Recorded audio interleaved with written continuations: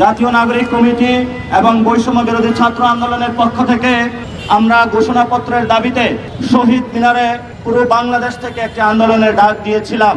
কিন্তু সেখানে আমরা দেখেছিলাম বিভিন্ন রাজনৈতিক দলের দ্বিধাদ্বন্দ্ব, উপদেষ্টা মহলের দ্বিধাদ্বন্দ্বের ক্ষেত্রে বাংলাদেশের মানুষের যারা শহীদ হয়েছেন, যারা আহত হয়েছেন, তাদের রক্তের দাগের যে লিখিত কালাম, তাদের রক্তের দাগের যে লিখিত ভাষা, সেই ভাষাটা আজ পর্যন্ত আমরা বুঝে পাইনি। কিন্তু আপনারা যখন আবার রাজপথে নেমে এসেছেন, জুলাই গণঅভ্যুত্থানের যে সরকার ইন্টারিম গভর্নমেন্ট, তারা তাদের সেই 5 তারিখের রিএনেক্টমেন্টে ফিরে গিয়ে গতকালকে তারা আমাদেরকে প্রতিশ্রুতি দিয়েছে যে আগামী 30 কার্য দিবসের মধ্যে জুলাই ঘোষণাপত্র ঘোষিত তারা করবে।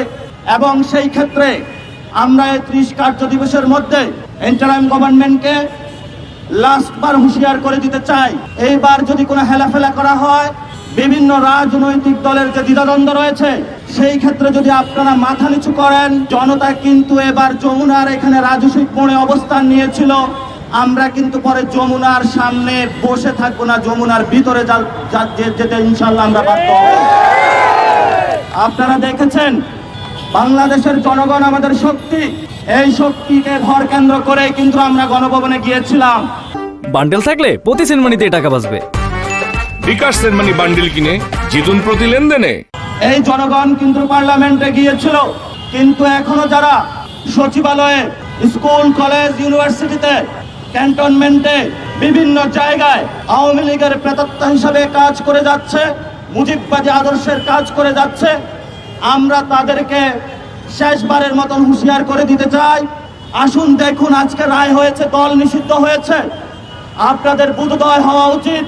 আপনাদের যারা শহীদ হয়েছে তাদের রক্তের দিকে তাকানো উচিত। যদি মানুষ হিসাবে বসবাস করতে চান বাংলাদেশে, অবশ্যই আপনাদেরকে মুজিববাদী আদর্শ ছেড়ে জনগণের কাতারে নেমে আসতে হবে। আপনি সচিব পরিচয়ের আগে আপনার পরিচয়, আপনি বাংলাদেশের একজন সিটিজেন। আপনি ট্যাক্সের টাকা নিয়ে আপনার সন্তানকে লেখাপড়া করান, আপনার ফ্যামিলি চলে, বাজার করেন, কিন্তু সেখানে যদি কোনো আওয়ামী ফ্যাসিস্টের দুর্নীতির টাকা দিয়ে আপনি স্বপ্ন দেখেন বিদেশে আর কোনো বাড়ি কিনবেন, বাংলাদেশে কোনো সন্ত্রাসের রাজত্ব কায়েম করবেন, বাংলাদেশের মানুষ সচিবালয়ে গিয়ে আপনাকে চেয়ার থেকে টেনে হিঁচড়ে নামাতে বাধ্য হবে।